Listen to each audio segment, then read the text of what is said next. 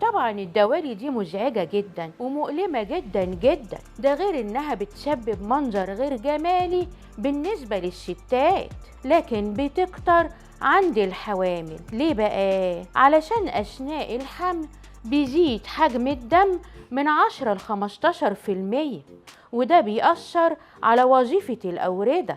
والسبب التاني زيادة الوزن وقلة الحركة للحامل، ده غير ضغط رحم الحامل بيأخر عودة الدم، وبكده بتتراكم الدم في الأوردة. ده غير كمان الهرمونات اللي بتفرز أثناء الحمل. طب إمتى بتظهر الدوالي للست الحامل؟ بتظهر في التلت التاني من الحمل. طب يا ترى إيه هي الأماكن اللي بتظهر فيها بزيادة؟ هي ممكن بتظهر في أي مكان بالجسم، لكن أكتر حاجة الساقين والفخدين.